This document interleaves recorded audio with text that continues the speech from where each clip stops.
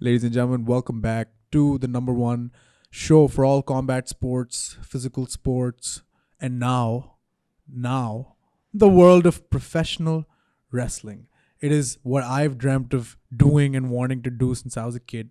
Uh, no, I mean that's not exactly what I've been. I've dreamt of being in a ring since I was a kid, and I've been a fan of professional wrestling all my life. And even now, I am not ashamed to say that I watch 4 wrestling shows a week. Even to this day, I've always watched 4 wrestling shows a week because before that was Impact, Raw, SmackDown, and then Velocity. Now it's NXT, AEW, Raw. But yeah, I've wanted to do this, and like the WWE is great, professional wrestling is great, but this show is specifically about Pakistani professional wrestling. It's about Wrestling Revolution Global. It's about the only touring brand. Am I right about that in Pakistan? Only professional wrestling academy in Pakistan. Only. Word. Yep. Word. I'm gonna ask you about some other wrestling academies in a bit, because this is show business after all. But this is incredible. As a wrestling fan, even as people who've been watching, because everybody watched the Attitude Era. Yep. Everybody remembers, wrestling पहले इतनी अच्छी होती थी जब The Rock होता था और Stone Cold होता था. Like we hear that all the time. लेकिन wrestling अभी भी fit है, and most importantly, to have a wrestling brand here in Pakistan is incredible, man. I want to track this. I want to know exactly where you came to a point in your life where you said, this is what I want to do. Because, sir, not a lot of people do that. Not a lot of people accept that this is what they want to do. Not a lot of people can or even want to accept that this is what their life should spell out. But here you are, sitting in front of me, trying to make work what is something that people think is dying or whatever, How did you get to that point? Okay, so I was, and I tell this story a lot, but I think it's important that I was 4 years old sitting in my grandparents' house. And I remember that we didn't used to have cable back then. It used to be just 3 channels, I think PTV, and there was this channel called STN. And back in I was 4 years old back in 1998. They used to show WWF. I'm not even sure if it was live, if it was by delay or whatever. But the first memory I have of professional wrestling was, and this is amazing, was the 1998 King of the Ring pay-per-view, in which the infamous Mankind versus Undertaker Hell in the Cell match happened. Yes, sir. And you can imagine like a 4-year-old kid sitting in front of a small TV. It was probably colored, or it had to be colored. So sitting in front of a small TV, and he's watching this amazing thing, not completely understanding what it is, because we used to watch movies, back when we used to watch Arnold Schwarzenegger and Steven Seagal, and we used to watch Sylvester Stallone, and we knew that movies exist, but this was something different. It wasn't a sport.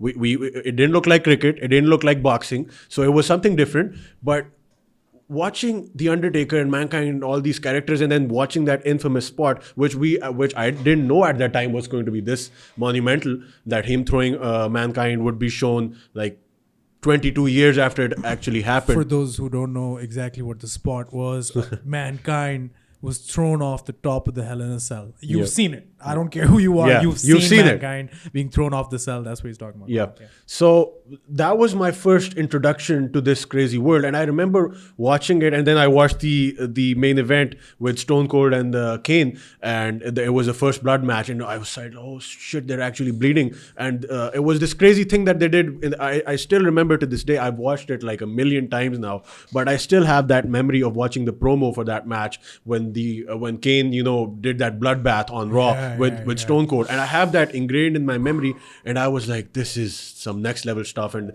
this is unlike anything I've ever going to see in my life. So back then, I just knew that, okay, so there are 4 people. It's Stone Cold, Undertaker, and then there's there's Kane, and then it's this The Rock, and I knew other people, but that was like, okay, so these are the main guys. Then I had this older cousin who was really into wrestling, and he was a big Stone Cold fan. And you have to understand that when you're a kid watching, Stone Cold seems like he's somebody our size, and then Undertaker and Kane seem like they'd be bigger than the house. Yeah, bigger than the house. And we used to legitimately be afraid of them. Like we used to, Kane used to come in my nightmares. I remember like the original Kane, not the today Kane. No, not corporate Kane. Yeah, no. And I was scared by the Undertaker, but I was fascinated, man. Until this day, the Undertaker is the reason that I fell in love with wrestling. And he is the reason that I never stopped watching. A lot of people throughout the years, like we mentioned, they used to back, like even our parents' generation, they used to watch wrestling back when Hulk Hogan and Andre the Giant and all these people, they were huge wrestling fans, but they later on, moved away from the sport. Yeah. And in our generation, people used to watch the Attitude Era or maybe early 2000s, but then everybody was like, oh no, it's fake, it's fake, David. Yeah. They phased out by the 2000s, right? But The Undertaker, and later on the sport itself became so an important part of my life that nothing else fascinated me or excited me as much as pro wrestling did each and every single week. And you touched on something very, very important there. It's not a sport. And when you look at it, it's not a sport. But when you look at it and you think movies and the cinema, although that's changing now slightly as well in the wrestling world, which I kind of not the biggest fan of, but that is something. So it's not a sport. It's not exactly a movie. It's entertainment. We know that much. It is absolute, pure, unparalleled kind of a rush when you're watching, especially when we were younger. Like you're saying, it was beyond reality, and it still is beyond reality, wrestling, and that's the whole concept, of it. A lot of people like get into the whole still, and the funniest thing for me as a lifelong wrestling fan is when people say to us wrestling fans, it's fake. And think that it's some kind of an insult. Yep. Or some kind of groundbreaking reality. We didn't know it's fake. It's fake? Fake? Like, ये सब planned. Oh shit, it's fake. नहीं पता था. Like, come on, yaar, bro, thanks. तूने बता दिया. अब तो मैं नहीं देख रहा. Sorry, it's fake. But the point is, this is the kind of shit which keeps me up at night. It's like, as a person, that if a person, if another person is watching this stuff, they have understood that it's planned at this point. But why wouldn't you go beyond the surface of it, even as a casual person or whatever? For me, it's just, this is storytelling essentially, right? For me, wrestling is something of a storytelling medium. Like you have books, you have shows, you got songs, you have writings, you have everything in the world to tell a story. And 2 guys or 4 guys or how many guys duking around the ring, tossing each other around, meat and potatoes or whatever. It's a story that you're listening to. If you want to invest, you should. If you don't want to invest, it's all right. It's not for everybody. So I have a very original idea on this whole scenario. We'll get into the fake part of it later on, but I just want to touch upon what pro wrestling is. So when we say it's not a sport, Vince McMahon coined the term sports entertainment. And I think it's perfectly encompasses what professional wrestling is and what it's supposed to be. When we talk about, let's say, okay, so we say that it's not a sport.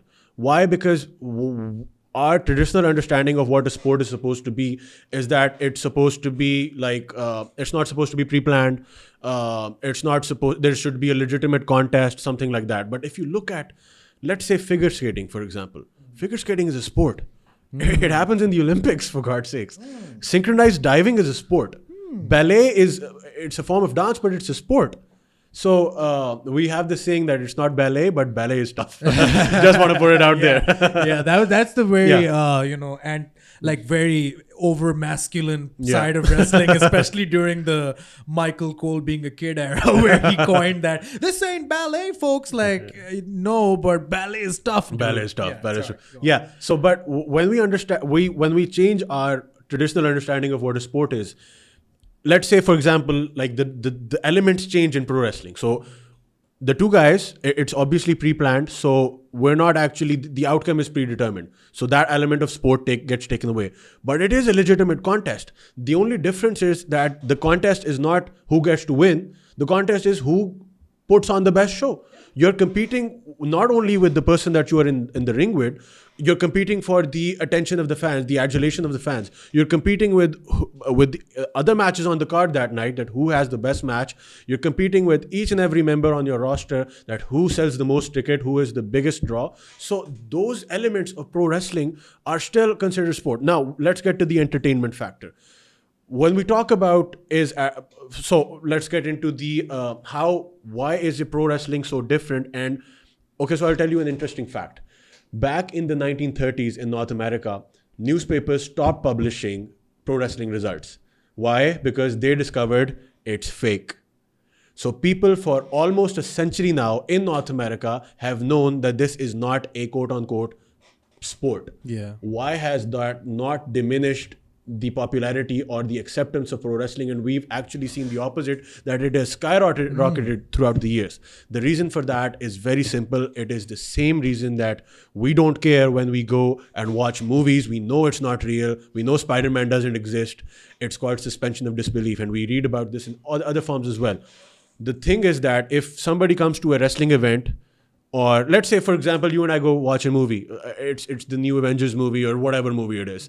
If the entire time we're thinking Spider-Man couldn't actually shoot webs out of his and Thor doesn't exist. There's no such thing as those Norse gods. We won't be able to enjoy the product. Yeah. We check our disbelief at the door once we enter the cinema hall because we're there to enjoy ourselves. That is the same case with pro wrestling. People know that when you grab a person by the hand, he doesn't go running to the other side of the ring and he doesn't come back to get hit. That doesn't happen. It's entertainment. It's supposed to be like a performance. It is a performance in the purest sense.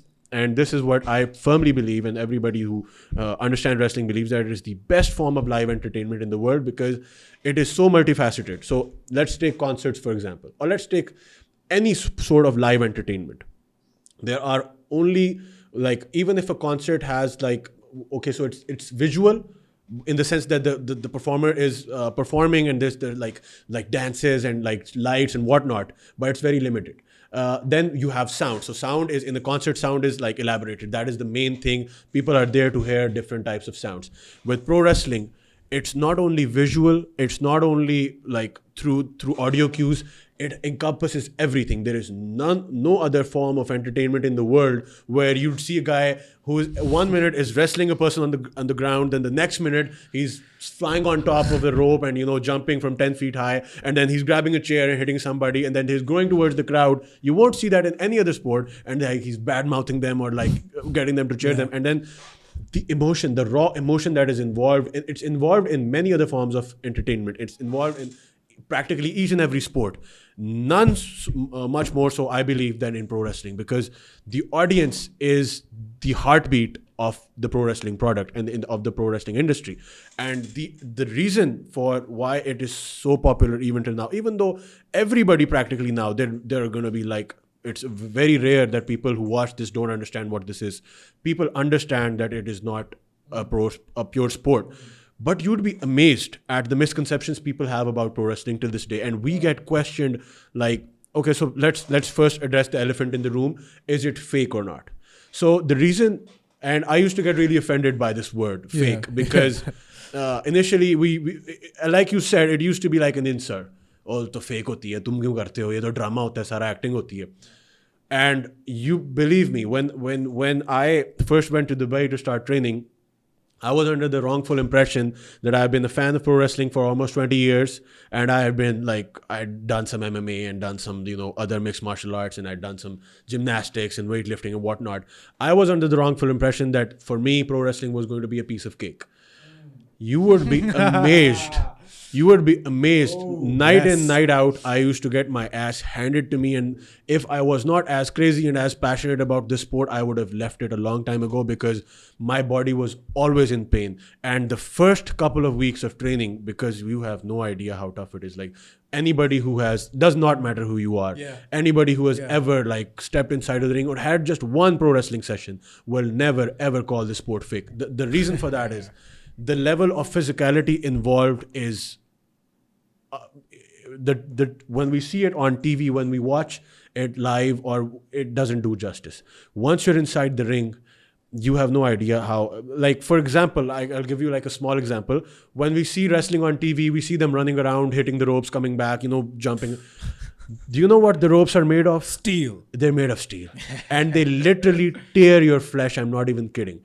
Running the ropes is practically like the hardest thing. One of the hardest things. Like we'd say the hardest thing is like taking the back bump off the top rope. Like one of the hardest things you can do inside the wrestling ring. But running the ropes is a close second, because people underestimate how tough it is to actually, just hit the ropes. I'm not kidding. I was completely unprepared for how tough it was going to be. I had like bruises all over my body for the first couple of weeks, and I used to ask the rest of the guys, like, is it going to be always this tough? I don't think I can handle the pain. And there were a lot of times that I questioned that maybe this isn't for me, maybe my body isn't made for it. But they were like, don't worry, your body gets used to it eventually. And thankfully it did. But you have no idea how tough it is. And the reason we don't call it fake is because you can't fake gravity, man. It's still like 70 kilo guys or 160 plus pound guys falling from incredible heights, and people underestimate how tough the wrestling ring actually is. People think like it's bouncy, it's supposed to be like soft. A mattress. Oh, it couldn't be further from the truth. The ring is made specifically to make it as solid as possible. The only thing that protects our bodies is the fact that unlike a wrestling ring or like an MMA cage, the ring has a little bit of give into it to absorb, to spread the impact. Because our bodies, if you take like a bump on a solid surface, which we do occasionally. You gotta. We have to. It's not recommended because we get terrible whiplash. So that little bit of flexion, you would say, that actually protects our bodies and protects our spine, which is what we're supposed to do. And you'd be amazed. Each and every single move that we do in pro wrestling, it is as real as anything, as any other sport that we do. The only reason is that the objective of pro wrestling is not to hurt the other guy. It's a performance. It's supposed to be a collaboration. We have to protect the person that we are performing with even more so than we have to protect ourselves. And this is one of the elements that is so different from any other sport. Like MMA, you don't care about the other guy. Yeah, you're supposed to win. You don't care what happens to him. But in pro wrestling, it's okay if you get hurt, too bad. But if you hurt the other guy, you're done for. Exactly, because that is our livelihood. If I injure somebody, he can't put food on the table and he can't perform. And God forbid, like something serious happens. People underestimate how tough this sport is. I'll give you like a small example. If this sport was fake, and this is something when I tell this to people, they are amazed. I wish it was fake. I wish it was simpler. I wish it was easier. I wouldn't always have to be concerned about my safety or my health every time I step inside of the ring, because I've dislocated my shoulder twice. The first event of WRG, I was unable to perform. You want to know why? Why? So you see this little pinky finger? Hold it up for the audience. Yeah. You see this pinky finger? Yeah. I could not open it because during training for that first event that we were supposed to do back in October of 2019, last year, it was a very simple spot. You wrap your hand around the top rope and guy clotheslines you and you go outside. Yeah. But we kind of messed up the timing or whatnot. And again, like I said, the ropes are made of metal. So basically the thing that allows you to move your fingers is we have like tendons that start from here and then they go all the way up to here. Yeah. So I ruptured my tendon here, and I could not move this little pinky finger. And I was told by the doctor that I need immediate surgery. If I don't get that, I will never be able to open this finger ever again. So imagine if this was fake, that should have never happened. Luckily, I didn't need to get the surgery because I've never been under the knife and I want to keep it that way for as long as possible. So and I've dislocated my shoulder. You've chosen the wrong business. Exactly. So I've dislocated my shoulder during the match twice, like once in Lahore, and I finished the match, and then again in Islamabad because the injury hadn't healed, and I went out there with a cast and taped it up so we talked about Sean when we came here. He's dislocated his shoulder. He required surgery on his knee because of wrestling, and we've seen like countless injuries and things happen. Obviously, they're accidents that never supposed to happen. But if this sport was so fake, that should never happen. And in worse circumstances, people have been paralyzed and there actually been deaths inside pro wrestling. That should never have happened. So Mankind. This Mankind story always gets me. It's crazy. He had to do a simple. Well, not really simple, but he had to look simple. Sitting here, it's simple. I'm sure it's not, but he had to do the hangman spot, right? Which is basically done it 1,000 times. You basically take both the ropes of the ring and you twist them around and you have your neck in between. So it literally looks like you're being choked to death. But they screwed the ropes in a bit too tight. And Mick Foley was about to die inside those ropes. Ripped his ear clean off. So because he didn't have anywhere to go, the only way he could have done it was if he just decided to sacrifice a piece of his face. And he got his ear completely off his head. Yeah. If you look at Mick Foley, Google him right now, Yeah. you will see that this guy does not have a year. Have a ear. Yeah, that's why he used to keep his hair so long, because it was embarrassing to see. Like, there you go. Let's get it. Yeah, beautiful guy. Yeah, he's an incredible guy, man. I love him so much. But yeah, this is a dangerous sport, and I feel like people don't give it enough credit. How ironic is it, by the way, that one of the most hardcore individual is such a sweetheart and is such a excellent this is guy. probably the best hardcore wrestler ever. Yeah. Not probably, definitely is. Yeah. He defined hardcore wrestling. Yeah. He's missing his teeth.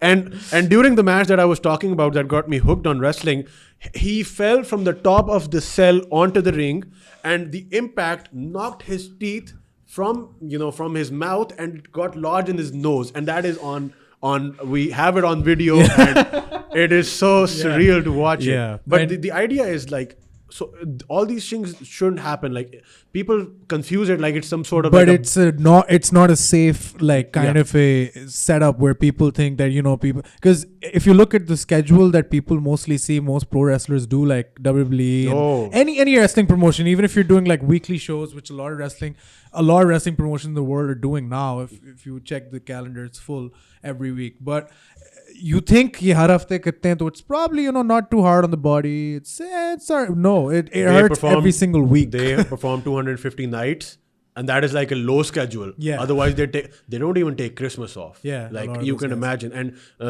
WWE has like this crazy schedule that nobody else does. Yeah. That is one of the reasons that they are today what they are. Yeah. And that is one of the reasons that I still believe that they have, irrespective of what else is going on in the world, I have always firmly believed that WWE has always had the best product overall in the entire world of pro wrestling. And the reason for that is, like, Vince McMahon has this philosophy. He's the industry leader, so we can't actually disagree with him. He doesn't believe WWE is pro wrestling. Yeah. He doesn't Sports believe it. Entertainment. Yeah. He takes it for what it is, and that is, again, like I said, live entertainment. He treats it none other than how you would treat like you watching like something like Game of Thrones or something like along those lines. When we talk traditional pro wrestling, and this is like the point of contention for most guys, is that when we talk pro wrestling, people are supposed to take it seriously if they go in with that entertainment mindset. So there's two types of people, let's say. One is a pro wrestler, and then the other is a sports entertainer.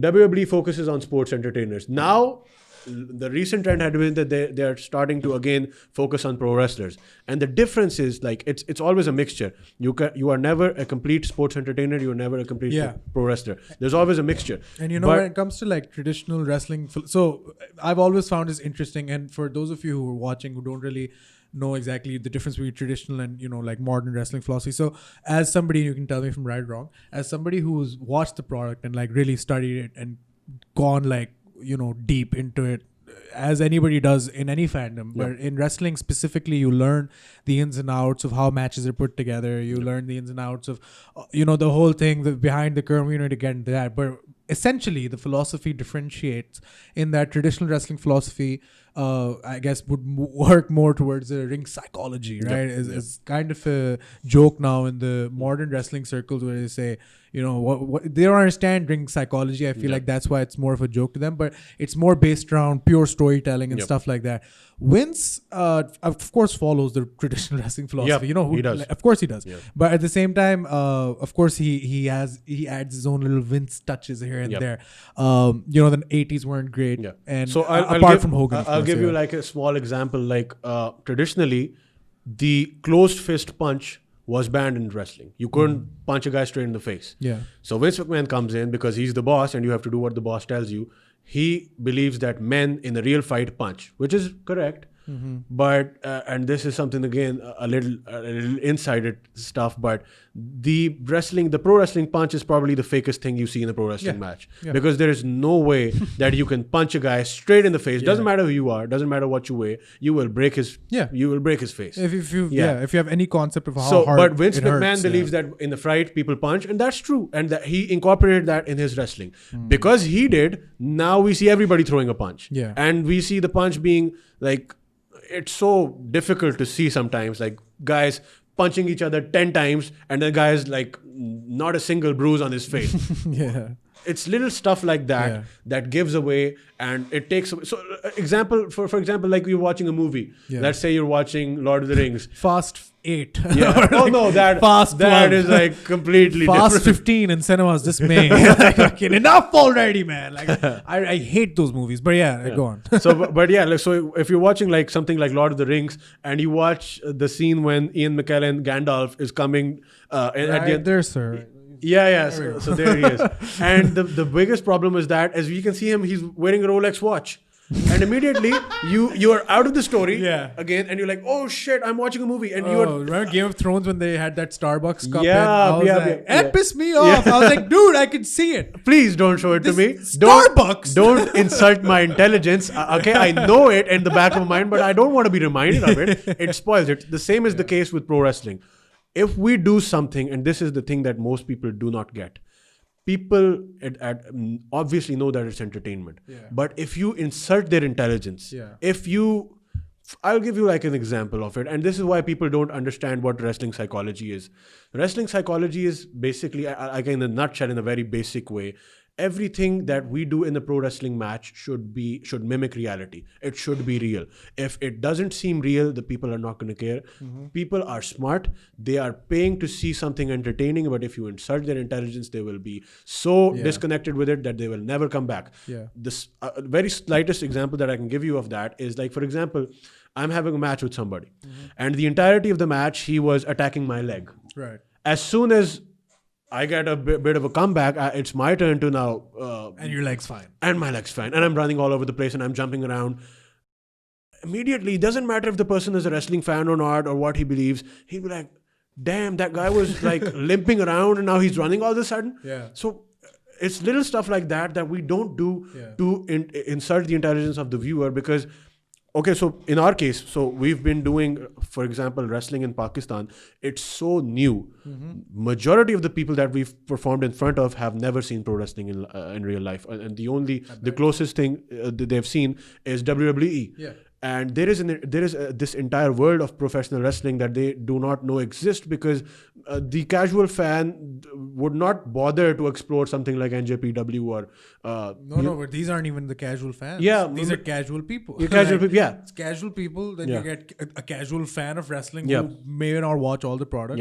Right. And for Pakistan, I'm pretty sure for the majority of the shows you've performed at, and the shows you guys have put on, I'm sure most of the crowd is not even a casual fan of wrestling. And that's, I feel like, a problem with sports overall in Pakistan. So I feel like I have like a cool story about this. Like the target audience that the demographic that I thought would not be interested at all in our product would be like, young adult and teenage girls. I was thinking like, okay, so they'll never be into this, what we're doing, because we started off in these, family food festivals.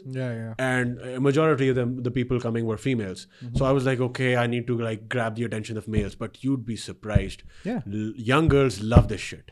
And the boys would actually be like, that's not going to be a favorable soundbite. Like, you know what I mean? Like, never say that. The boys would be like, okay, let's go do something else. And they'd be like, their girlfriends would be like, no, I want to watch wrestling. So it was such a pleasant surprise for us, actually, that because, again, if you understand what this is and what it's supposed to do, then it works. If you don't understand it, if people confuse that, if they learn how to do, like, I'll give you like my own story, that we always see the disclaimer that don't try this at home at the end of every WWE show, but nobody listens. Everybody as kids, we put mattresses on the floor and with our friends and cousins and whatnot and brothers, we always do it. If you are not trained in professional wrestling, if you don't know the actual art of pro wrestling, then that's all you're doing. You're just doing it inside of a wrestling ring. It doesn't make a difference. But if you know what you're doing, if you understand what this sport is, what this art form is, it works. Even if, like we said, people are not even fans. They're casual people. They have never seen pro wrestling. They don't care what pro wrestling is. They'll be amazed and they'll be fascinated by what they're seeing if done properly. Yeah, if done properly. And I feel like even though psychology, of course, is important, like you have the traditional school of thought, like you said, psychology is a very important part of that.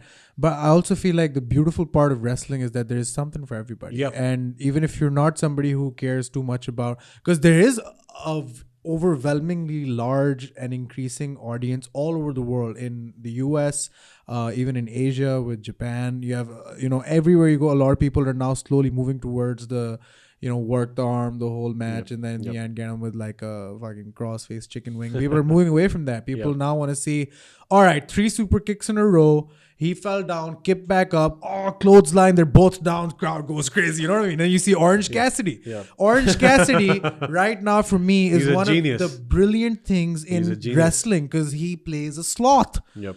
He plays a sloth. Yep. Like, who thought of that? He is over than the main event. He is more over than the main event. Yeah, and he should be, because this is, and like you said, this is something which, like, pro wrestling isn't just pro wrestling, nor is it sports entertainment. It's both. And if you look at Orange Cassidy, it is brilliant because it psychologically works, but it is the furthest thing from the traditional.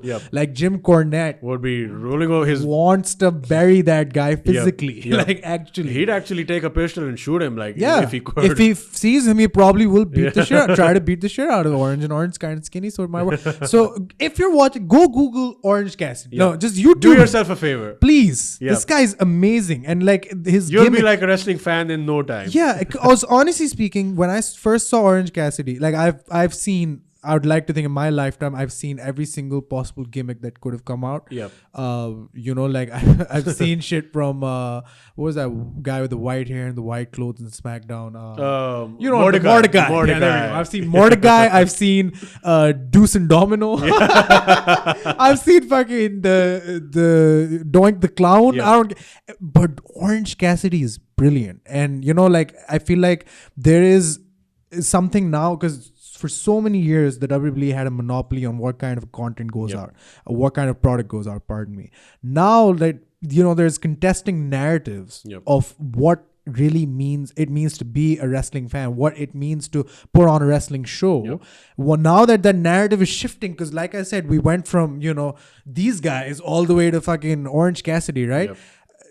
All over the world, there should be an understanding that this is the best time to not just capitalize, but understand and create forms of wrestling that haven't existed before. I was thinking today, right? A luchador in Pakistan is good, but ultimately it lacks context, if you think about it, right? So aren't they in Mexico? You know what I mean? That's what I think immediately. I'm like, dude's wearing a mask, doing lucha shit. All right, cool. But, this is... We have an entire culture, an entire history, and an entire social context that we can apply to all kinds of art and should apply to all kinds of art. We talk about the Western products in UFC, normally in the weigh-in, and now today we talk a lot about WWE, mainly because that is a standard bearer and kind of the, source you get your inspiration as a person now that we're sitting here on a podcast. But if we get to, you as a person who runs an entire wrestling academy here and is gonna be touring all over the country here, and hopefully myself, who's so interested in wanting to work anything wrestling. We'll talk later. We'll talk about it. But sitting here, we got to think, what does it mean for Pakistan or for us as Pakistanis to bring this kind of an art form to the highest pedestal possible? And here's what I think. I think that we definitely need to reclaim a lot of things that we've kind of lost. Culturally, socially, a lot of imagery, a lot of, presentation. Because ultimately that is, if you look at MMA, and I like telling the story in every single episode, I'll tell it again, right? There's a guy, Abdurrahman, who won South Asian Games gold medal. That guy went literally from the Akhada to a bronze medal to a gold medal in the South Asian Games. That dude roughed it the fuck out all the way to the top of the South Asian Games, right? We have, and that is not just an example of styles being good or, training being excellent. That is not an example anyway of a, a lottery of chance that suddenly gave you everything that you need to. This is pure grit, to quote Edge, right? This is pure grit, and we have talent, we have grit, and we have endless amounts of people who would be surprised. Abdurrahman is a wrestling fan, by the way. Really? Yeah. I'd love to meet him. I will make sure that happens, sir. Because he told me, he said, the reason I started doing Pehlwani was because I thought one day I'm going to go in the WWE. Let's make that happen. This is your gold medalist Yep. in your country who has a dream, but would probably, and can't blame him if he doesn't want to pursue the wrestling dream or the MMA dream or whatever, because there's shit that's fixed and permanent that makes you feel safe, and like that is what you should pursue and be good at. Yep. And then there's shit where it makes you go, oh dude, nobody's doing this, so when the hell am I going to start, or where the hell am I even going to start from? Yep. But now we have space, we have, through you, we have talent, we have an understanding and knowledge of how to apply this to the social context. And I feel like from there, it only grows and grows the more people, like you said, the audience in pro wrestling, more than any sport ever, is the most central thing. Yep. Agar pro wrestling event kara rahe ho, match kara rahe ho, whatever you're doing, and you don't have an audience, you will... Doesn't matter if it's the best... You can have the best wrestling match ever. Top stars of the world. No audience. It's terrible. Go watch the WWE these days. Yeah. I can't. It's painful. And I'll tell you why. A good audience, an engaging audience, doesn't matter the size of the audience. It can take an average match and make it the best of all time. And it can take a bad audience, or like a... not bad in the sense that it's small. It could be like thousands and thousands of people, but if they're not engaging, like go watch the Attitude Era, man. Yeah. Why was Stone Cold so over? Because each time his music hit, we heard that glass shatter. The entire arena, does not matter where he was, it would go ballistic. There was not a single person that was not on his feet or her feet and did not have signs in their hands and not screaming at the top of their lungs. That is what is beautiful about this sport. And even though we get elements of that in other sports and other forms of entertainment, none more so. The product dies without that vital piece of content. And for the small period of time that WWE started without the audience, I couldn't watch it. It wasn't wrestling. Yeah. It wasn't pro wrestling. It was just two guys, again, one of the best talent in the world, putting on probably the best type of wrestling that you would watch, that you would love to watch. It wasn't the same. You would not enjoy it the same way because of that vital piece that was missing, the vital ingredient. Yeah. And when we talk about... I want to touch a little bit on why people, like we talked about Abdul Rahman, why that happens is... So my story is very, very similar in the sense that I wanted to learn wrestling practically my entire life. That like when people used to ask me what you would like to do when you grow up, it was like, I want to be a wrestler, I want to be the next John Cena or whatever. But it was never like, we didn't actually believe what we said. Yeah. It wasn't until people like, because we're Asians, we don't look like Undertaker and Kane. We don't look like those big 300 plus guys and 6'5" and whatnot. So yeah, we were I'm not the son of a Georgia linebacker. I don't have the fucking genetics. You know what I mean? I don't have. So So it was always like, okay, we can never do this stuff. But it was people like Bryan Danielson. When I discovered that there's a world beyond WWE and there's a world beyond Impact, that all these amazing talent like Bryan Danielson, AJ Styles, and then more recently, Johnny Gargano and all these other people that are not the biggest guys and they're not the most muscular dudes, but they're good at what they do. They're good storytellers. And that was the first time that it clicked, like, if these guys can do it, then maybe people like us have a shot. Mm-hmm. The main problem was that there was absolutely no waypoint. There was absolutely no direction on how the person that lives in Pakistan to become a professional wrestler. So, and this is amazing. Like, people tell us, like, we are given this lollipop our entire lives, like, do what you love and you'll never have to work another day in your life. But nobody actually listens. The reason why is because people are not encouraged or not given the space to explore what they want to do with their life. We've been unfortunate, and this is unfortunate, especially for people in this generation, millennials, because they have this understanding of what they want to do and they feel like time is running out. Yeah. I think it was Jim Carrey that said, somebody asked him, like, why did you pursue comedy? Why didn't you like get a real job or something like that? And he said, and this is something that I believe is 100% true for everybody, doesn't matter what your circumstances. He said that I realized that I could fail miserably doing something that I don't like. Mm-hmm. Why not try and be good at something that I love? The same was the thing with wrestling for me, that I was like, okay, so because I'm from LSE, like you're from LSE, I have a degree in Call it the Lahore School of yeah, Economics. it's the Lahore School. Sorry, folks, not LSE. It's the Lahore School. So I realized that okay, so my majors was in economics. I knew from my practically the second year in university that I was not going to do anything with economics. Doesn't matter how good I was. Same, literally.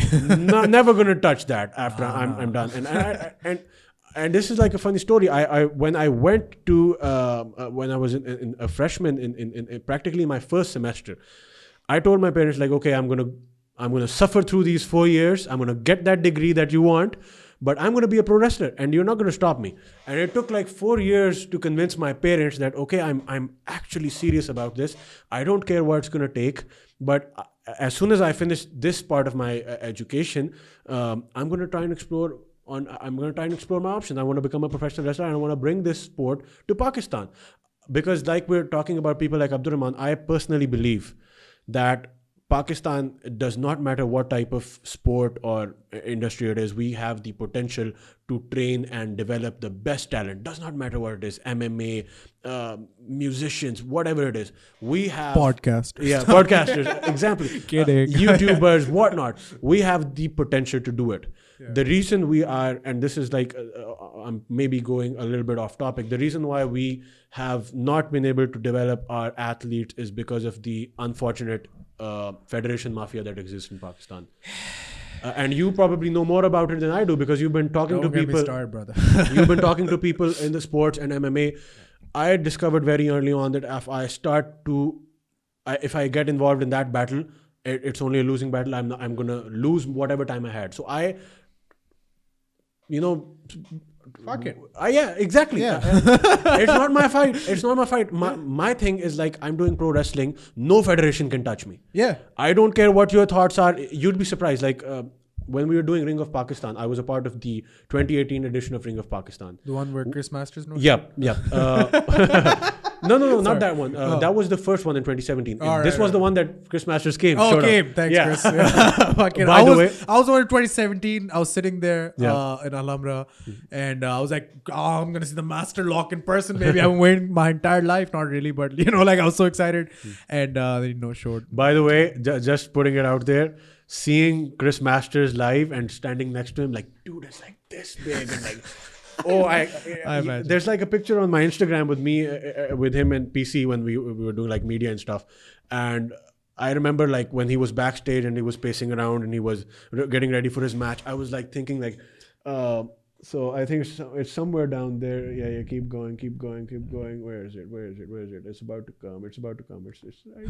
Yeah, there it is. Oh my God. There it is. So, hey, dude. Whoa. when you see him on TV, when he's fighting people like, what's his name? Like Randy Orton, he's a giant. He's a giant. And I was thinking the entire time, man, if I'm a pro wrestler, what the hell are these guys? Like, dude, his bicep is the size of your face. Yeah, it was bigger. And even now, this picture doesn't do justice. Like, he's massive. Yeah, man. But then I was happy because, and this is like very fun experience. Like, Tom La Rufa, who was Sylvester Lafort in NXT. Yeah. So he was also a part of this event. And nice. I had so there was this car trouble and I had to actually, immediately after the event, I was the one that took him back to the airport. And we were talking the entire time. And when we were about to leave, so he grabbed his stuff from my trunk and he hugged me.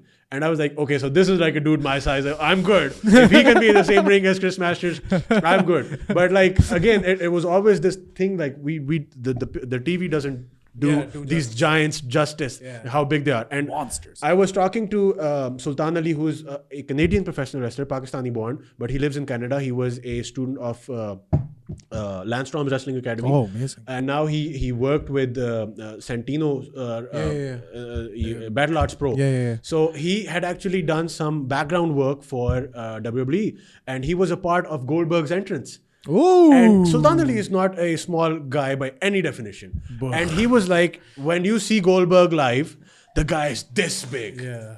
And he was like, I'm not even kidding. He's this big.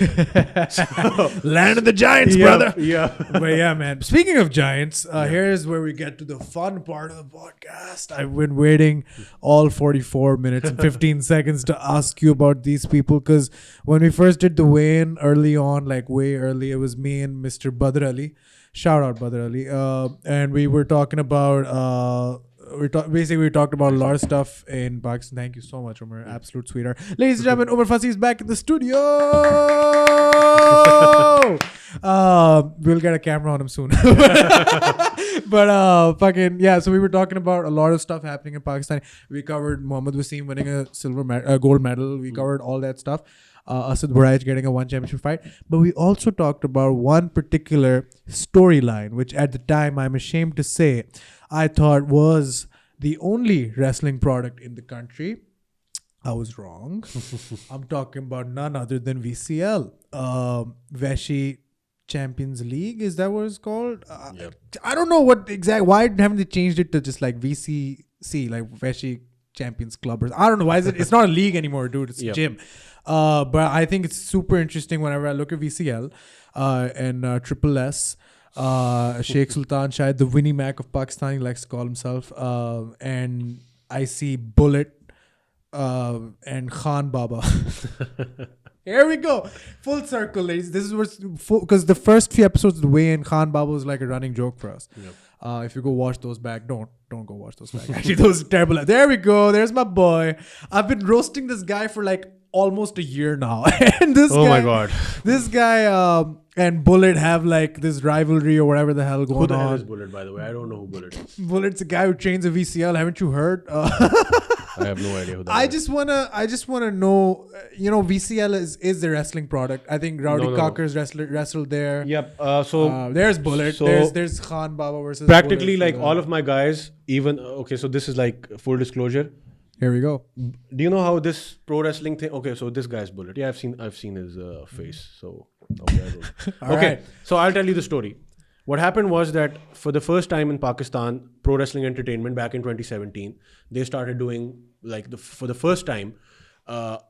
In 2012, Shehbaz Sharif brought in Antonio Inoki and his part of the youth festival in Lahore. So that was the first time that for a very long time we got pro wrestling in Pakistan. Japanese guys brought, and it was a good show. But in 2017, that was the first time a Pakistani organization formed, Pro Wrestling Entertainment, and they were doing wrestling shows, and they brought talent from all across the world. And the focus was Badshah Pehlwan Khan, who at that time, and probably still to this day, was the first person that represented Pakistan, even though he's a French national. His parents are from Pakistan, but he's a French born. So he was the first. Yeah, he's a French born. No, Badshah Pehlwan Khan. Do you know him? Yeah. Do you like him? He's okay. He's good. We fucking hated him. Hold on, let me just 2017, I was sitting in the crowd. Pro wrestling, the event we were just talking about, Chris Masters showed. Badshah Pehlwan Khan was the guy. Yep. Guy. They built around, and he's still their top. He was the top guy. He's still the top guy. Is he? Yep. Okay, but he's their champion. I just want you to know, as a Chris smart Masters fan, has jobbed to him twice, bro. So he has some bragging rights. What? Yep. Twice? Yep. Come on. Once Chris. in Lahore and then another time in Islamabad. Oh my god, you're going all over the country losing to this guy. No, I'm sure he's a great guy. I'm sure he's a great wrestler. Hi, if you're watching. Yeah, he's I was just working you, buddy. Gotcha. But no, when I saw him as a smart fan, I was like, I know what you're trying to fuck the boo. And most of the crowd was booing him. People were booing him. Yeah, and Carlito was like, fuck you, your own people are booing. It was hilarious. Yeah. That was good. That was good. That was great. So basically what happened was that was the first time that a Pakistani organization brought in talent from abroad, because there was no Pakistani pro wrestler. Badshah Khan, even though he represented Pakistan, but he was trained in France, in the wrestling school in France, and he was basically he was an independent wrestler in the European circuit. These guys brought him in and turned him into the Pakistani star. Right. But the problem was that, again, Ring of Pakistan, Pro Wrestling Entertainment, the Ring of Pakistan and Pro Wrestling Entertainment are basically the same people, with the exception of one partner that was separated from them after some disputes and whatnot. Yeah. So it was rebranded as Ring of Pakistan in 2018. Alright. But it's practically the same people. So they announced that we are going to be launching our wrestling academy and we're going to train pro wrestlers for the first time in Pakistan. And back then I was in LSE in I was second year. Yeah, no, in my third year. And it was like, oh, so finally there's going to be a wrestling school here, proper wrestling school here, and we're going to have a chance to train. That never happened. What this guy did with VCL was that he, and anybody who's been to VCL and anybody who knows what VCL is, it's an MMA gym. It's a gym, it's an MMA gym. Somewhat. You're being too kind. Yeah, I know. The reason for that is because my whole, it's nothing personal. We all went there because he advertised that pro wrestling classes, and the guy, I don't want to be bad mouthing somebody because he's not in front of me. Otherwise, I would say this to his face. He told us all these stories like, oh, I know people from NXT and Nigel McGuinness is my best friend and William Regal is coming to Pakistan and we're going to train all of you into becoming pro wrestlers. Again, pro wrestling fans our entire life, but we had no idea what pro wrestling was. And we went there. All these guys, most of the people that are part of my team were duped into going there as well. He claimed that he's going to turn us into professional wrestlers. And I remember I knew immediately that this isn't pro wrestling. And this guy has no idea what pro wrestling is, but it was something for people that didn't have anything to do regarding pro wrestling. It was something. We were doing like these crazy stuff like roll 40 times and whatnot, and it was like a boxing ring. And we tried taking bumps so bad. I regret that I did any of that. Yeah, I was just about to say, like, your claim being the first wrestling academy, right? The reason for that is an incorrect one in a way. No. Because again, not in Lahore, but there are these people in Karachi that also claim to have a wrestling school. They're not trained. They just have a wrestling ring. They have somehow made something that resembles a wrestling ring, and they're play fighting inside of a wrestling ring, which is like the worst. Guys, I don't want to. Don't want to get into it, right. But yeah. Basically, the thing was that since nobody was trained in Pakistan, they sort of felt that they had this ability to learn what pro wrestling was by watching WWE. If that was the case, I was a fan of pro wrestling for 20 plus years before I actually stepped inside. You and me both, brother. Yeah. So before I stepped inside of a wrestling ring for the first time, and I kid you not, I did not know anything. Yeah. It is an entirely different world, and this is what I try and tell. These people, the guys you're talking about? Yeah. This is one organization. Then there's other people. Rhino. Yeah. He came to Pakistan. He did? Rhino came to Pakistan. Del Rio. Sammy Guevara came to Pakistan. Nice. What's his name? Matt Cross came to Pakistan. Damn.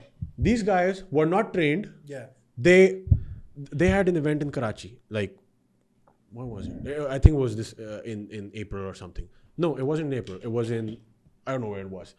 So basically, untrained Pakistanis are trying to have wrestling matches with these trained athletes.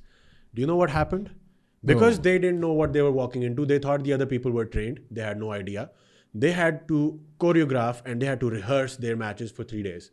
And after that, the professionals, the guys that came, like people like Rhino, etc., they gave the worst possible match they could do because they refused to take bumps and they refused to give their bodies to these people because they weren't trained.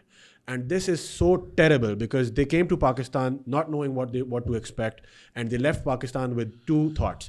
Very nice country, very nice people, don't know what wrestling is. Terrible wrestling, no wrestling talent whatsoever. They're extremely unprofessional. And this is so bad because people are under the impression that if they can copy the moves, they become pro wrestlers. That is not what pro wrestling is. And I've been trying to, the reason I market WRG as not the first pro wrestling academy of Lahore, I market as the first pro wrestling academy of Pakistan, is because I am the only person. I don't consider myself a wrestling trainer by any stretch. I know people that have been in this industry for 20 plus years and they still, to this day, they go to wrestling school and they train because you never stop learning in this business. You never stop. If this business is constantly evolving. But there are some things, some basic things that you need to be taught, and you cannot do that unless and until you go to a reputable, known professional wrestling school and you train. My whole thought was that the reason why WRG was my plan to bring professional wrestling to Pakistan was long term. I didn't want to come back to Pakistan so early on. I was forced to do it because these people were taking this incredible thing. I certainly believe that if professional wrestling done right, it is the best thing in the world. If done wrong, it is absolutely worse than shit. And that is never, Amen, it is never the aim. Like if it's the worst thing in the world, then it's extremely entertaining. But nobody aims like, I'm going to become the worst doctor in the world. I'm going to kill as many people as There's possible. a gimmick for you, brother. The worst wrestler. But yeah, Write so that down. No, yeah. people don't realize that if it was so easy, then everybody would become a professional wrestler. Yeah. Like people come to my academy, and this happens so often, and I used to get pissed, but I don't, because people don't get it, and I understand. Can't blame them. Yeah. They call me up and they're like, "Hey, you're from that wrestling dude, right?" I'm like, "Yeah. I want to face you in a wrestling match." I'm like, "Okay, you can come train with us, and we'll train you." No, I'm ready. I know everything. Okay, how do you know everything? Oh, I've been watching it, and I do wrestling in like with my like whatever the story is. And then eventually, when they come to the, you've not believed, like there's so many stories that I've have of cocky people that walked into. I like, can imagine. Yeah. And People walk into jiu-jitsu class, Yeah. thinking like, weight uthate ho, easy hai. yeah, And I'm then like they're this getting choked out by dudes who look like a beanbag. You know what I mean? So Like, it's people, crazy. I kid you not, people used to come to our academy who look like wrestlers, big built dudes, big giants, and we're like, damn. Here we go. And I kid you not, when they come with this pre-existing notion that they already know what pro wrestling is because it's fake and it's acting, they can do it. Yeah. We don't even get to the actual wrestling bit. We just we walk them through a warm-up, like very basic stuff like rolls and whatnot, and very basic stuff. The first time their body hits the mat, they're gone. We never see them again. Ever. That's why I personally believe that does not matter what type of person you are, does not matter if What you're you've built, done, yeah. if you're athletic or not. If you have a crazy passion for this sport, I will turn you into a professional wrestler. But you could be like the world's greatest athlete, and if you don't love this, you will run away after the first time, Yeah. because it happened so many times. And Yeah. and initially what we used to do was like another small story. Like this one time I was back in the early days. I was training. I just opened up the gym, and I was like training, and these kids, like probably like 20-year-olds, like 5-6 of them walked in, and they were like, I could tell as soon as they were walking in, they were like touching the ropes and whatnot, that they were extremely cocky, and they were like, "Can we go in and I want to wrestle?" And I was like, "No, we don't allow that. You need to be trained." "Oh, no, we know everything. We can handle it." And he was saying, "I remember this.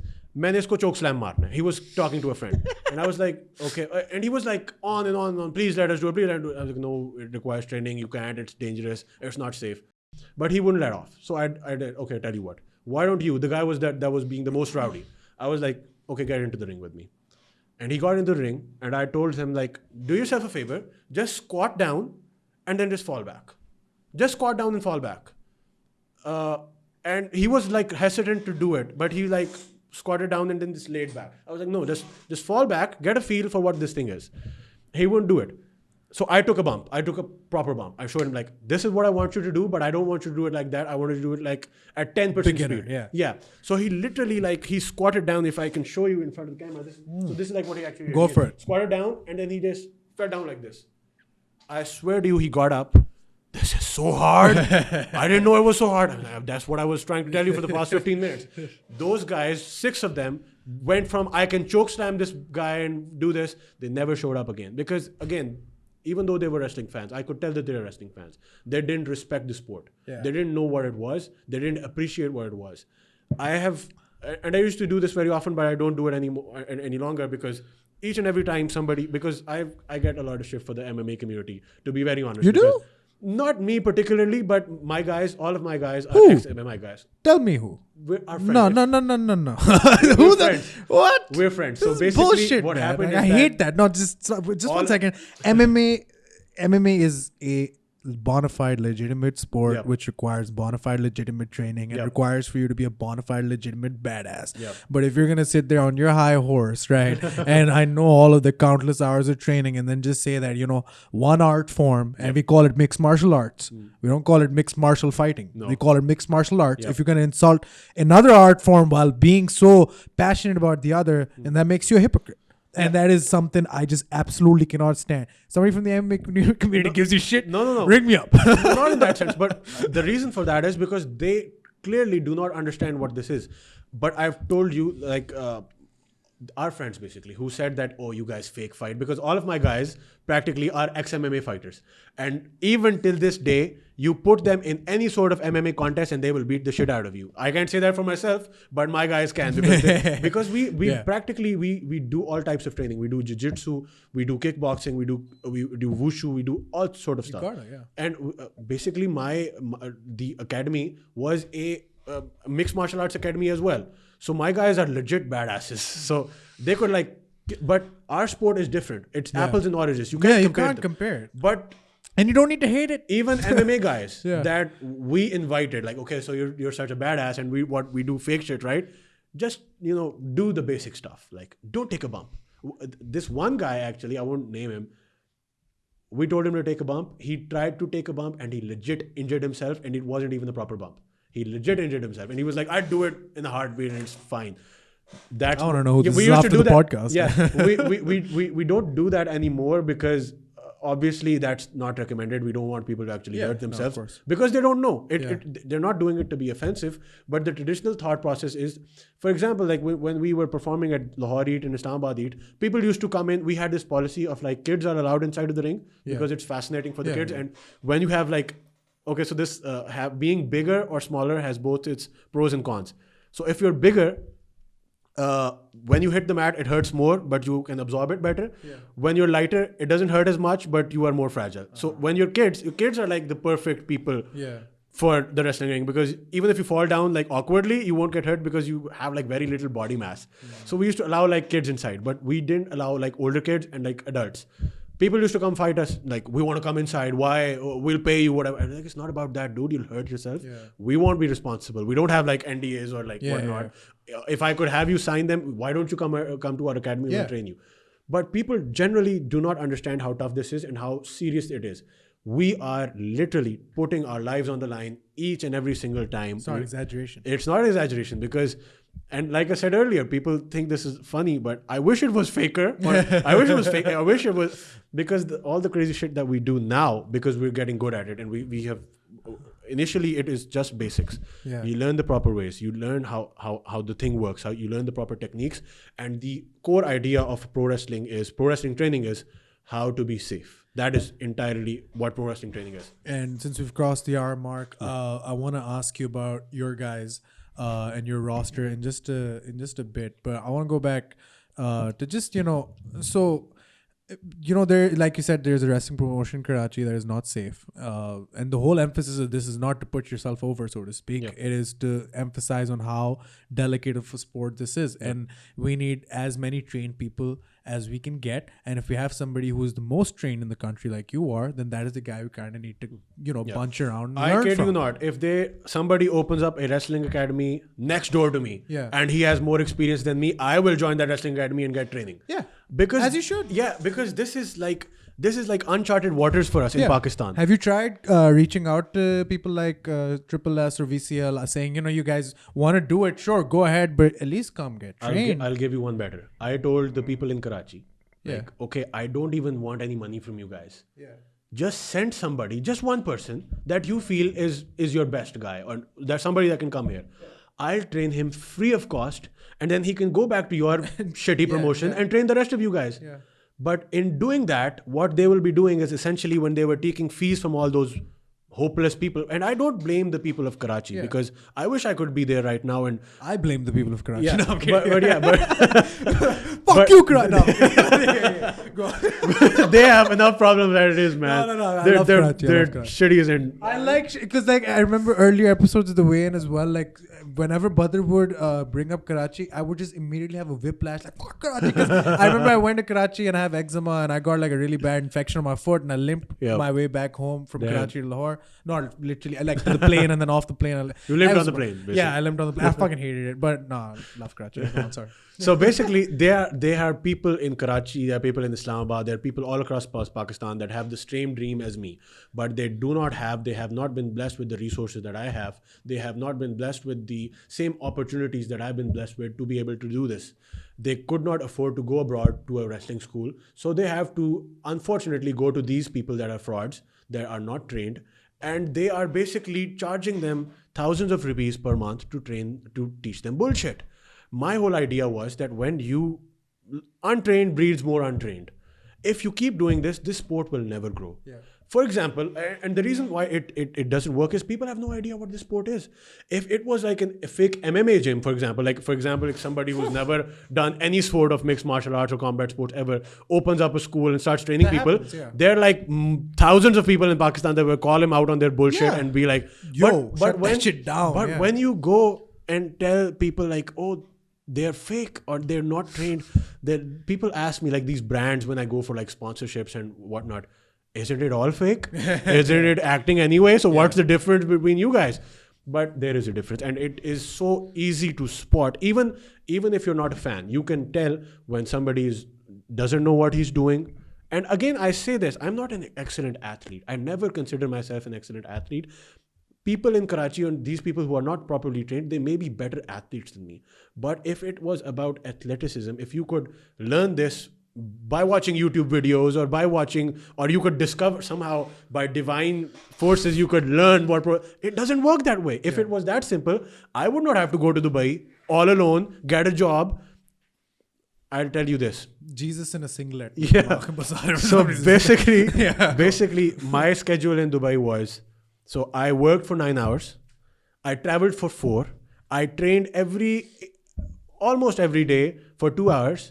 Then I'd travel back to my apartment where it was. And on the days that I could get at least at the maximum 5 hours of sleep was like, I've slept too much because it is so crazy. And that was how passionate and driven I was, because I had this goal in mind that I am going to become a professional wrestler. And then I had other plans, but it was, like I said, I decided to come back earlier than because of these guys. Because they are, and this is the thing, like in the Pakistani market, the event industry of Pakistan, it's very unforgiving. If people, like for example, let's say a brand like Pepsi invests in professional wrestling. And it's one of these guys, we're dead. If somehow, and it has happened, and but you see, at the same time, you can't blame the sponsor, nor can you. No, you can't. Yeah, because they don't know. Yeah, and they get duped by these guys. But that stuff is, of course, and a lot has happened with MMA. Even with MMA, it's the same gym. VCL, because they before we were ready as a nation to put out fighters and send them abroad. This guy decided to do a Pak versus India, all whatever we called it, and then he decided to do it. We got like embarrassed, dude, like so terribly bad. Embarrassed. Yeah, and then everybody was, and then Bashir Ahmed had to make a video and say, this is not us. This is this guy. So there's clearly a pattern, but with him, I don't know. I've never dealt with the guy personally. I even offered once to, like, way before SFN happened, and please don't. This came. No. Hear me out. This whole room came together. That gym was the only gym I knew that was doing anything about pro wrestling. FYI, that gym is a very good gym. Like I won't talk any much about the trainers, but practically one of the best gyms in Lahore. Really? Yeah, I've never been there. From a bodybuilding standpoint, from a mixed martial. Yeah.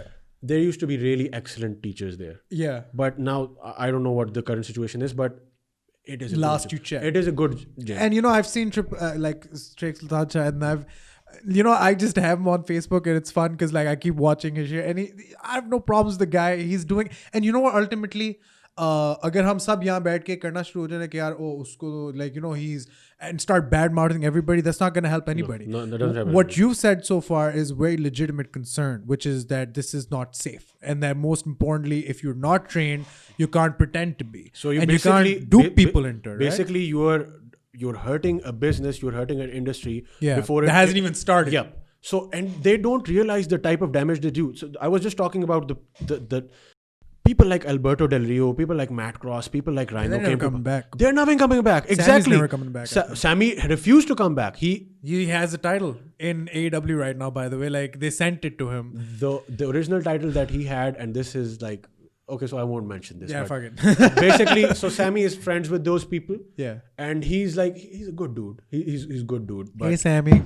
Sammy himself tells them to their faces, you guys don't know shit about wrestling. And the reason was very simple. The because guys in Karachi? The guys in Karachi. They don't know shit about Karachi, about pro wrestling. Or Karachi.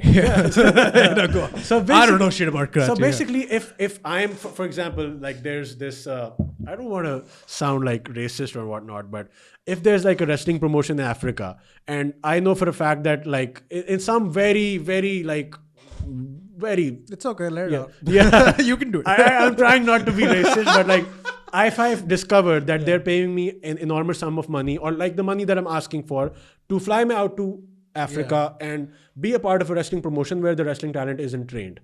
Me being the professional that I am, I can probably work with somebody who has no idea what professional wrestling is, if given the time, if I can train them enough. Because I won't take any risks. I know what my body can do, and I will judge what the other person is capable of.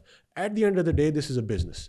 What these guys did, what people like Sammy did, they understood from the get-go that these people are not trained. Yeah. But since they were getting a tour to Pakistan, and by the way, people want to visit Pakistan. Yeah. People like Sean came to Pakistan and he was blown away. He had so much fun with us here because, and this again, not I'm killing kayfabe here, but Kayfabe's dead, man. Yeah. Kayfabe's dead like years ago. He had so much fun with us, and people want to visit our beautiful country, and they want to perform here and they want to do stuff. But at the end of the day, it's a business. If you're getting paid, and if you're getting free travel, and if you're getting a good luxurious hotel room, 5-star, good accommodation, whatnot, you'll come. You don't care if the other persons are trained or not. But what does that do for the business? It's yes, and that is the fact that even if you come once, because this is your livelihood. Imagine what would happen if if an untrained person would injure somebody like Alberto Del Rio. By the way, do you know what Alberto Del Rio cursed the fuck out of the local guys? And I'm not surprised. Del Rio's crazy. Yeah, he's a lunatic in itself, but he was like, these are so unprofessional, they're fucking terrible, they could have ended my career. So basically, what are you doing? And now when these people go back, and for example, now I contact somebody and I tell them like, okay, I'm not those guys. If somebody knows those people and they talk about, okay, so somebody's calling me to Pakistan, what do you think? And you'll be like, no, fucking don't go there. No. I went there. Beautiful country, excellent people, don't know shit about pro wrestling. Please don't go there. Yeah, I'm sure that's what people did hear from Rhino and all these guys. And doesn't help. And these people don't realize that you're actually doing more harm than good. And it's not rocket science. It's not complicated. Just get trained. I'm not telling you to like worship you. He's just asking people to come just and get the basics, training. Yeah. At least when you and pro wrestling is universal. Yeah. If you're trained one place, you will be able to work. Like I'm confident that I'm bringing my guys to that level that they can work with anybody in the entire world, even if there's a language barrier. I saw those matches. Man. Yeah, so that is my idea of, because pro wrestling is universal, and eventually my main goal. So I had 3 goals: become a professional wrestler, bring pro wrestling to Pakistan and train professional wrestlers, make it big here. And then eventually the third goal is to send our talent that has been trained here from scratch. Not me, because I trained elsewhere. Talent that trained here from scratch, like my guys, to go abroad and represent Pakistan. Not necessarily represent Pakistan, but people should know that they're themselves. Yeah. So like, for example, like we have people like Mustafa Ali. Mm-hmm. We're forcing him to become Pakistani. He's not Pakistani. He's from Chicago. He's from Chicago. Yeah. He's in America. We shouldn't take ownership for that guy. Yeah. Not like he... it's the same with Amir Khan in a way. To be honest, yeah. He doesn't even represent us. Like he will if it's a Sting commercial. Yeah, he will then, but... fake shit. Yeah. By the way, that's fake. Of I course know, it is. I know. It was short hair at Synergy, I'm pretty sure. Usman Zulfikar was on the podcast and he revealed it to... I was like, what? No, because I haven't boxed enough to know that this is not possible. But apparently, Amir Khan is terrible to work with. I don't mean that like if I meet you in the future, I'm a fan, but apparently you're terrible to work with. So what's up with that? And he gets knocked out easily. I don't know. No, I'm sorry. In case we ever meet, dude, it's unlikely. I doubt he's gonna be 1 hour, 12 seconds, and 53 seconds into a podcast that we're doing about wrestling. But Amir Khan, one day we will meet. No, I'm kidding. But dude, I feel like with everything, like with MMA, with all kinds of different forms of entertainment that we want to cover on our podcast and the show, even football. Yep. Of course, some people in this room wouldn't put football in the same category as pro wrestling or MMA because they're Liverpool fans, and we all know how those people are. But ultimately, look at him. pathetic. No, I'm kidding. But in all seriousness, I feel like everything here ultimately, if I've looked at, that I have looked at, ultimately comes down to, is it a collaborative enough effort for every person involved? Because for you to put on a wrestling show, I'm sure I'm telling you things you already know or telling you incorrect things. I don't know. I've never done this.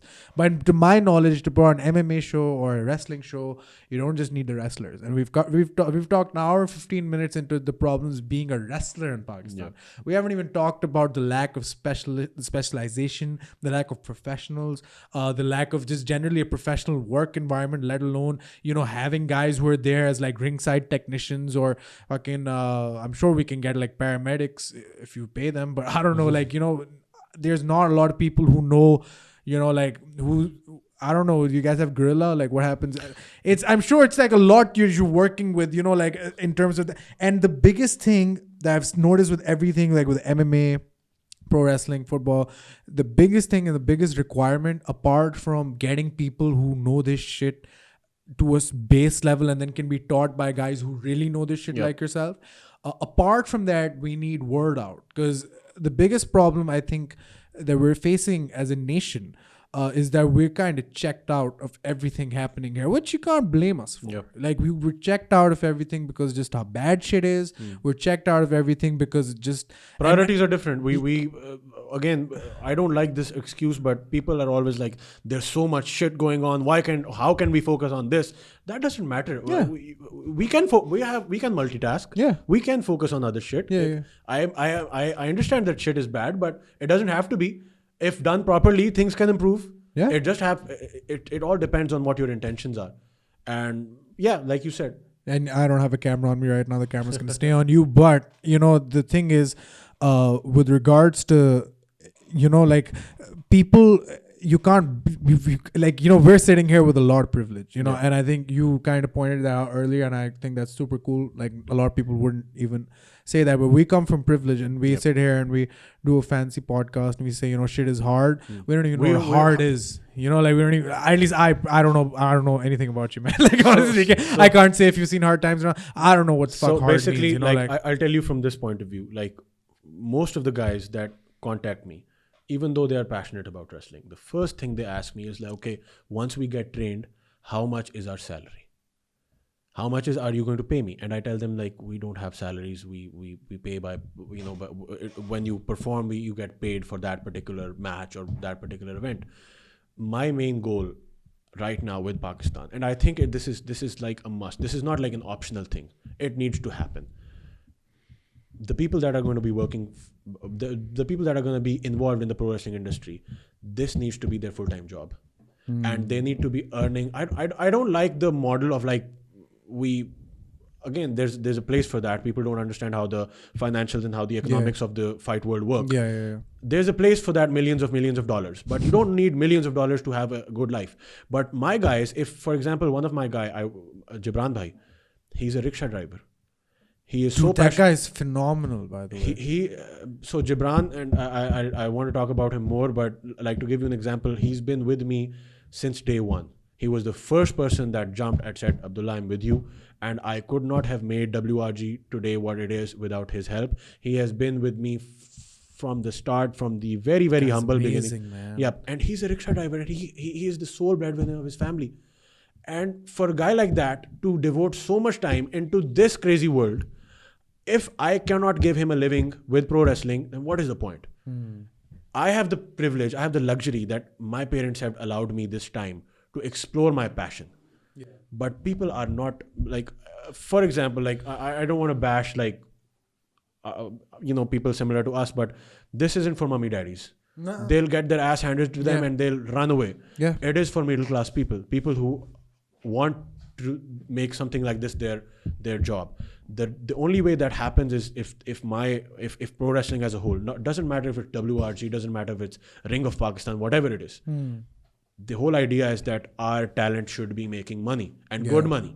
Enough to that if they want to do something else, it's optional. Yeah. They don't have to have a daytime job. Like, they shouldn't have to. Yeah. For example, my main problem was like, when we went to Islamabad, because we want to go to other cities as well, they have to take time off from their jobs. Yeah. And if I don't pay them for that, how can they manage their finances? And this is the thing that people don't understand. And I'm sure this is the way with MMA as well. Like, one of the main, if I wasn't a pro wrestler, if for God forbid, if I wasn't as lucky enough, I probably would have been an MMA fighter. I love combat sports. I love, like, I don't consider myself an athlete.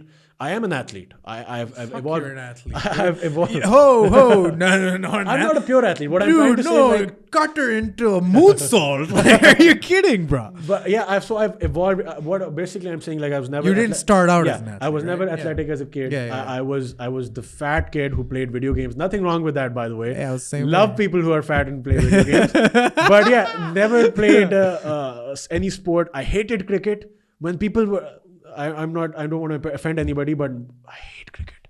Cricket is the reason that no other sport has evolved in Pakistan. Same. If we humble these guys and if we break their monopoly, I'm pretty sure that we can train decent, or not even decent, world champions of any sport. But all our money or intention is just on, like, if you say cricket, everybody jumps at cricket. Yeah, I hate it. So, but yeah, I was never athletic as a child, but I loved, because I was a fan of pro wrestling, and then later on, because of pro wrestling, I became a fan of MMA. Word. So Same story, man. It's the same path. The first, For me, it was Lesnar. exactly, 100%. The first MMA fight in its entirety that I watched was Lesnar versus Mir. Was Carvin, the Carvin match, fuck. where Goldberg and Rock and everybody was in attendance. Taker. And I was so blown away watching people like Dan Severn and what's his name, Shamrock. They were UFC world champions back when UFC wasn't big, and they became pro wrestlers. Yeah. And it blew me away, like, okay, UFC's been around for that long. Yeah, buddy. So I would have been an MMA fighter. But the main problem, I think, with every type of sport in Pakistan, like you mentioned, people like Abdullah Rahman, world champions, cannot support their families.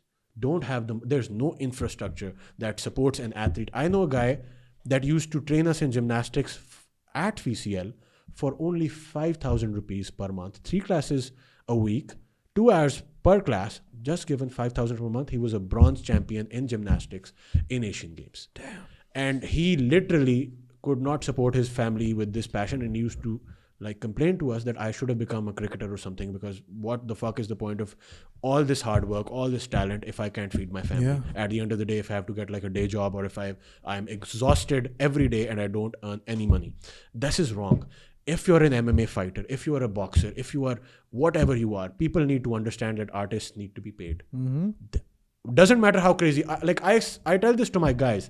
I tell them, like, I want this industry to grow, but I'd practically be doing this. I'm so crazy and passionate about it that even if there was no money whatsoever in this world, I would still be doing it. I would be working 9 to 5, and I'd be wrestling every night, training, shows, whatever. But since there is money to be made here, people need to start taking wrestling seriously. People need to start taking MMA seriously. You can't expect us to put on a show. Like, let's not even get into the finances. Just get into the money that you are going to pay the talent, man. Yeah. If you can't, if like you can't even afford to pay the talent, how do you expect any sport other than cricket to prosper in Pakistan? You want to know something? I went to date Ismail Khan last. I saw that. It's freaking awesome. Everybody on the card didn't make anything. Yeah. SFN was probably the first time that Pakistani talent in MMA, not only the winners, but the losers got a purse. Yeah. And a stay in a hotel. Yep. Good protocol. Bathrobes. Marketing. Exactly. And we need this stuff. This is, and again, I personally know the people in charge of SFN. I'm sure that was never the intention. They set the stage as perfectly as possible for MMA in Pakistan. But, and this is the same thing with professional wrestling. People need to understand that people have very limited attention spans. If you're not consistent with the product, if you're not consistent with the sport or anything, to be honest, it will never grow. My organization, it is unprecedented in Pakistan. I'm not saying this to brag, it's the truth. You can check it out. In the span of 4 months, we did 13 shows. Damn, that's insane. My organization would not survive if we didn't have that type of frequency. My goal is at the very, very least, one big show a month. We can have a smaller show in between, but at least one show a month. It is terrible what has happened to the entire world with this whole Corona bullshit. It was never supposed to happen. Like it's a bitter point for me to say this, but we were just about to take off. Daniyal, you would not believe that the type of shows we had planned. We had actually, so basically initially we weren't doing our own shows. We were like selling our product to other events because we wanted to explore what this was, and we want to perfect those initial shows. So if you watch our first show and then you watch our latest one at Avenue Mall, you can see the evolution of my product. It's crazy. Yeah. So if we did that in 4 months, and I felt at that Avenue Mall show like, okay, we are ready. Now we can take this on the road and we can start organizing our own events. And my idea is to the basic model of professional wrestling, which was the model of a traveling circus. You go to a town, you put on an excellent wrestling show for 1 night, 2 nights, doesn't matter what it is. You interact with the crowd, you do marketing, whatever. Then you pack it up, go to the next town, do it all again. And you have like a circuit. And it's like a loop. A loop, exactly. So there's a good few months in between when you go back to come back. Obviously, we're based in Lahore. Whatever home base. So Lahore would probably, and this is like something weird. Like my priority is to do as many shows as possible outside of Lahore. Because the thing with Lahore is, and the thing with areas like Karachi is, we don't realize how privileged we are that we always have something going on. Like maybe there's a concert, not nowadays because of the whole lockdown and but whatnot. Normally, But everything is happening. So people have so many choices that you get confused. Like for example, if there's like an Ali Azmat concert happening somewhere and you put on a wrestling show, doesn't matter what type of wrestling show, but for us being local guys and not being big celebrities, people would most probably go to the Ali Azmat concert. But if you go to a city such as like Dipalpur, where stuff like this doesn't happen, and maybe they have like local cricket leagues, if you put on a wrestling show, the entire town shows up. For sure. And that is such an amazing thing, and that is something that is missing from Pakistan. We have neglected these cities.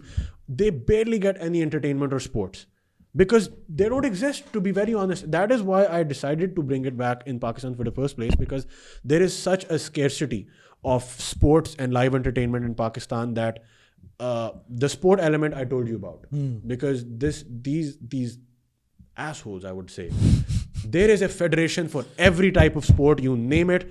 Ping pong has a federation, there's a president, there's a whole hierarchy of people getting salaries, and they're not doing jack shit. I discovered very early on that if I start battling these people, they have been around for so damn long and their claws are so entrenched into the system of sports that I will never be able to put on anything. I have distanced myself from that element. I have given up on sports, unfortunately. I wish there are people that are passionate about their sports that will try and do something. And I know personally people that have been trying to do something about it. But MMA, the problem with MMA is at the end of the day, it's a sport. I promise you, the day people in MMA start making money, somebody's going to make a federation and is going to screw everything up. That's true.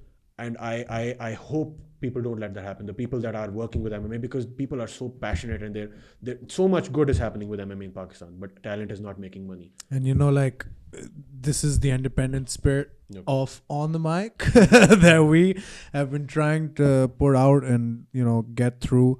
I mean, it's almost a year since we started this.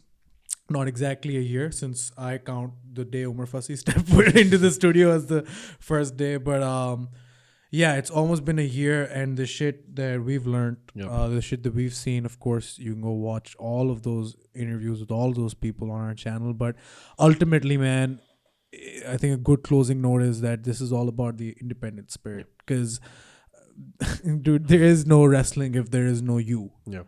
Like you know what I mean? Like if there is currently, I mean there is, but we've gone over that. And when it comes to people, and I also used to my thing with wrestling is when I was a kid, I still have action figures. Like I have Funko Pops now. Oh, you have? Jeff, bro. What are you talking about? Of course. Yeah. There's Connor and GSP at the bottom.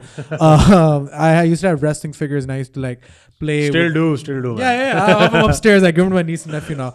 I used to make storylines, book matches, crayon for the blood, entrance music, all of that. I used to make set out of Ludo boards and shit.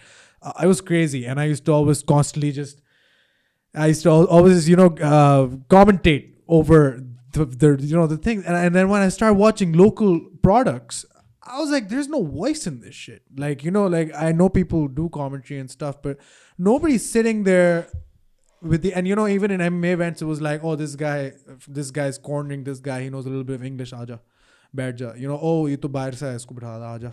But those guys are just sitting there going like, oh, these guys suck, man. And I'm like, this is not a professional. Fuck professional. This is not a aesthetically pleasing thing that I'm listening to right now. I'm watching this product. So I was like, I need to, if not find somebody who can do this, which I wasn't able to, then I will be the guy who fucking does it, right? I love that. And dude, like for me, it's not even like a personal like, ooh, I get to commentate. Of course, to a certain extent, I love it. I love commentary. I love ring announcing. But for me, it was just like, I don't want to cringe. And I do when I hear myself commentate, but I don't want to cringe when I don't sell yourself short. You're good. I've listened. Appreciate it, man. But I don't want to cringe when I hear somebody commentate over a wrestling match. So I know nobody else wants to take this seriously, but fuck it, I will. And I think ultimately you're doing the same thing. The voice in combat sport, the voicing in any sport, especially in wrestling, is so underrated. So underrated. Like it can. It makes the entire difference. Like I'll tell you this funny story. I think I told you over the phone. Like back in 2012, they had like Urdu commentators when the Japanese guys came. Yeah. And you know what they were doing? Like each and everything, every time a guy does something, Sare utho taliyan. Yeah, and it was so terrible for a fan watching. Like, dude, you have never watched wrestling in one day in your life. If you had, you would never have been doing that. Yeah. And to be very honest, if you go watch the VCL shit, again, I don't want to badmouth people that are not in front of me, but the guy was doing the same things. Yeah. Oh, yeah, whoa, and he has a live mic. Yeah. The audience, by the way, the live audience is not supposed to hear the commentary. Yeah. That's for the video, the feed that goes out. Yeah. But just to become a part of the product, you give somebody a live mic, it destroys completely. First and foremost, it messes with the performers. Yeah. Because it distracts the fuck out of us. We're supposed to get cues from the audience. Yeah.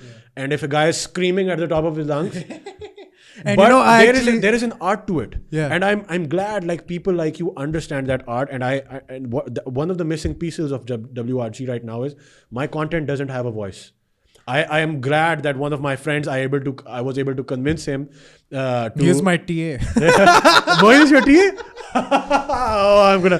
No, I know him apart from that as well a little bit. But, he's a great guy. He's great. So I was like, dude, I need a voice, and he's like, fine. And he had never done something like this before, but he liked to dress up, and I was like, you like to wear suits. Yes. You wear as many suits as possible, and just and he has added such a unique element to my product. He is so central to what we do now. One of the things that is missing, if you watch all of our matches on YouTube, we don't have a voice. The reason for that is there are very few people in Pakistan that understand wrestling and that understand how to commentate. I'll give you an example. Even back when Ring of Pakistan shot their 2018 edition, they had to go back to London, to the UK, and have somebody voiceover because people over here didn't understand. Should have just called me. Yeah. No, I'm kidding. Yeah, but exactly. But they should have. No, I didn't know that. Yeah. So there's an art to it. And for the person that is watching, like for example, the only reason we understand storylines, the only reason we understand what moves are called, the only reason we get emotionally invested is because the guy that is commentating, like JR, is like, I will cry the day that man dies. By the way, I will physically cry with tears because that man is my childhood. He is people like Paul Heyman and people like JR. They are the voice of wrestling, and they are so vital to the product. Imagine all those iconic moments, and you take JR's voice out. Shandar Talia! And it's like when he used to sing like, oh my God, he killed him. And like maybe something like Slobberknocker or whatever. Yeah. That man has a family. When you're watching, even if you're watching like on your small screen on your like mobile phone, and you get pumped because somebody's giving that dude does have kids. Yeah. You just killed him. Yeah. So like Bruce Buffer, for example. Ah man. Right behind you. Yeah. I know. So that guy brings you into the fight, even if it's going to be like a terrible fight. You don't care. Yeah. I like let's take that Conor and Khabib fight. So people had reached their crescendo. I don't want to like use a non-PG example. People had reached their crescendo climax. before the match even started. Yeah. Because Bruce Buffer was like jacked them off. Yeah, exactly. Like practically that's what he did. And that is so vital. You take that out. Yeah, it's nothing. And people don't realize that any sort of sport, the product as a whole matters. You can't have... Okay, so there are elements that maybe are not perfect, but if you take even a single element out of it, it reduces the product as a whole and it takes the fun out of it. Like we talked about how not having audiences is hurting the business, not having a voice, not having commentators, not having good ring announcers, and there is so much that has to be done with pro wrestling. Even if you don't want to become like a physical pro wrestler, you can become like a stage hand, you can become like a manager. There's so many stuff that you can do. For the record, you know what one of my biggest challenges was with WRG? Referee. Yeah. Who's going to be the referee? Because I saw you in the ref shirt. Yeah. First and foremost, the ref is so vital to the product and vital to the match. Let's not talk about that, but yeah. So I was like worried about who's going to referee because I didn't have a referee. So by chance, you injured yourself, and so that's I was like, but yeah. So one of the main things that we had to train professionals, a referee because he is so vital not only to the match itself but to the performance. For example, like this is what one of my guys was doing because eventually you get desensitized because we watch it all the time, so it doesn't become as cool. It should be. Yeah. It shouldn't be like that. So a good match was going on and he was basically like, okay. And then somebody does something, okay, 1, 2, and I like shoot him out. Like, what the hell were you doing? If you, the guy that is closest to the action, doesn't give a shit about what's happening, how do you expect the other people, the kids or all the people in the crowd, how do you expect them to care about it? If like a guy does like a Canadian destroyer and the referee's like, I saw that in practice.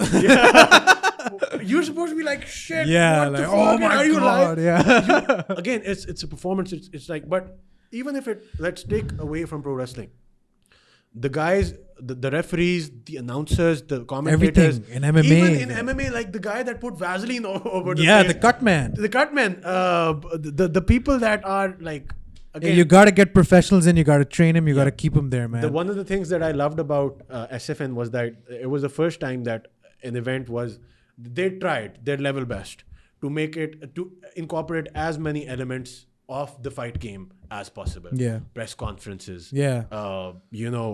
They had like scruffles and whatnot. They got a little bit from that pro wrestling, but and no offense to anybody, but I think all of the best parts of combat sports have come from pro wrestling, and I can prove to a certain that. degree. Yeah, I can prove that. We can do a separate podcast. Because look at the time, man. Wow. Yeah, we've been talking for an hour and a half, and I feel like we can go on for 6 more. Same. No, we definitely will go on for longer, and we're gonna do this again because like this is the scratching the surface kind of podcast. We've just started. We just talked about one element of an entire sport, an entire industry that is yet to start. And like I want to do this on air. Like this is no bullshit. Hold me accountable to this.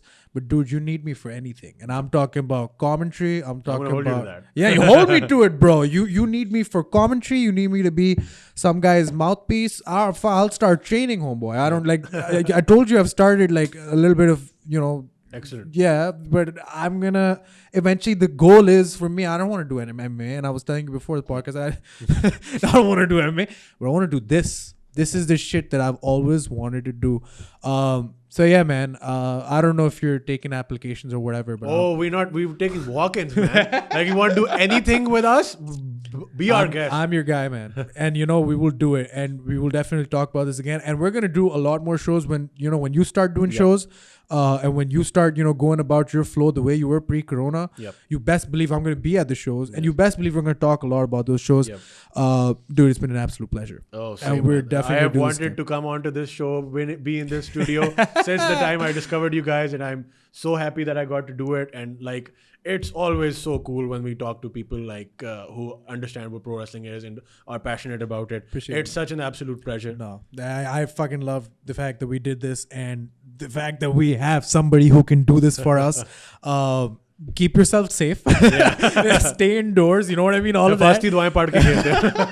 We need you for this shit to grow. And I feel like the more people in this industry realize, the better. What a pleasure, man. And from us, of course, on the mic, I just want to say the huge, as I like to say, which is Umer's is sitting there going, fuck this guy. He's so sick of my shit at this point. Hit that thumbs up button right now, all right? After that, I want you to go scroll down, leave a comment, say, oh my God, this is amazing, right? Nobody watches till this point, it's fine. Say, oh my God, this is amazing, what a podcast. And then once you're done subscribing and liking and commenting, tell somebody about us. I don't care if you share or not. Tell somebody about us. Like, tell them that there's a podcast that's willing to have anybody and everybody you want to talk about anything and everybody. And tell people about Wrestling Revolution Global. Tell them about, if you're a wrestling fan, if you pretend to be a wrestling fan, because we really know some people are just marks. You know, if you think you know wrestling, fuck what you're watching. You need to support your local talent, man. This is a message that goes out to everybody. When it comes to MMA, everything else, and of course us. So hit that subscribe button. Please share this video. And from me, everybody else, keep it tight. We'll be back.